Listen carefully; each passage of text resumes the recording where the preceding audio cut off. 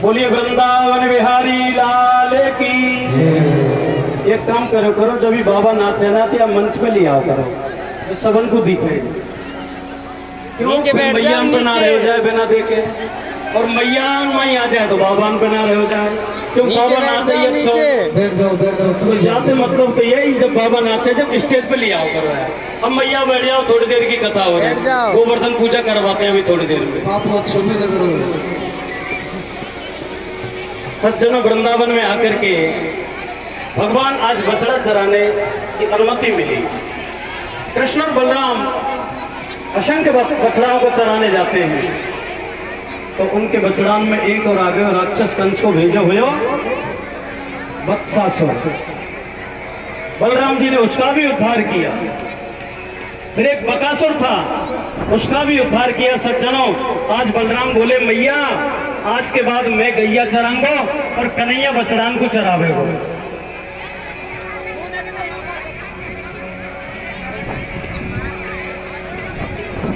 देखो, हमको आश्रम की तरफ से एक सूचना मिली है, जितने भी भक्त माता बहनें यहाँ पंडाल में हैं, वो सभी भंडारे में प्रसाद पाके ही जाएं। जब आरती हो ना भगवत जी की, उसके बाद जाएं तो भंडारे में प्रसाद लेकर के जाएं। अभी हमें सूचना मिली है, कोई भी बिना प्रसाद के नहीं जाएगा। तो सज्जनों देखो, थोड़ी देर की कथा हो रही है, बड़ी शांति से सुने। जिस भगवान गिरिराज जी की हम हर महीना परिक्रमा करने जाते हैं, आज वो गिरिराज महाराज स्वयं आपके गांव में प्रकट होने वाले हैं। और जो गिरिराज जी में जाकर के 7 कोस की परिक्रमा देने का फल मिलता है, आज आपको उसी का फल यहाँ पूजन करने से मिलेगा। तो सज्जनों, आज भगवान छोटे छोटे बछड़ों को चराने निकल गए। छोटे छोटे सखा हैं। अब तो एक राक्षस और आ गया, कंस का भेजा हुआ अघासुर, सर्प के रूप में पड़ा है मुंह फाड़ करके। तो भगवान ने अघासुर का भी उद्धार किया। उसके बाद ब्रह्मा जी ने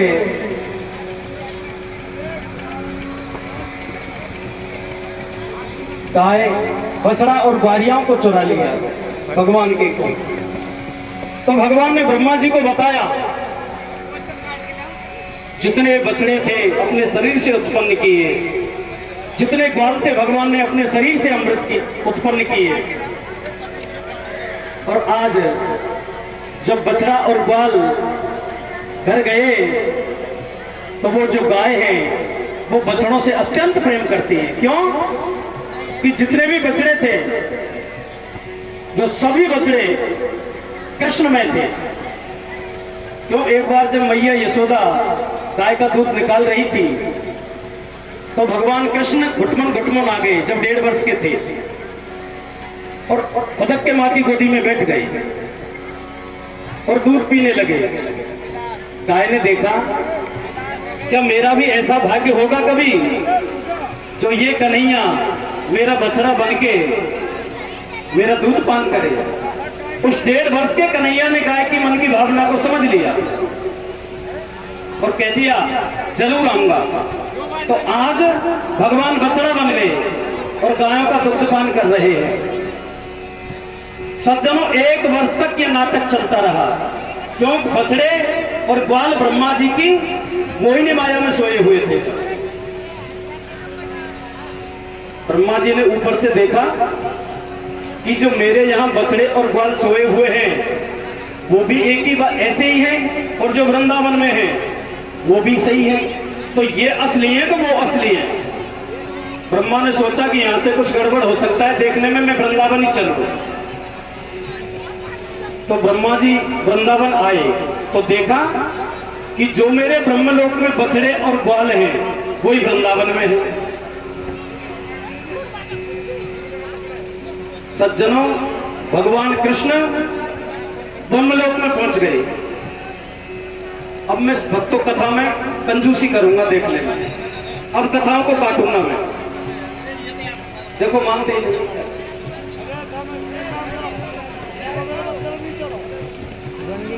कार्यकर्ताओं से मेरा विशेष निवेदन है, काम करें, खूब करें मन से, लेकिन काम ऐसा करें जो पड़ोसी को भी पता नहीं चले मैं काम कर रहा हूं या नहीं कर रहा। उतना ही काम करना और उतना ही मुंह से आवाज करना, हमको थोड़ा सा फिर उसमें दिक्कत होती है। ब्रह्मा जी जब वृंदावन में आए देखने, तो भगवान ने क्या किया, ब्रह्मलोक में चले गए और ब्रह्मा जी बन गए 4 हाथ वाले और सिंहासन पर जाकर के बैठ गए।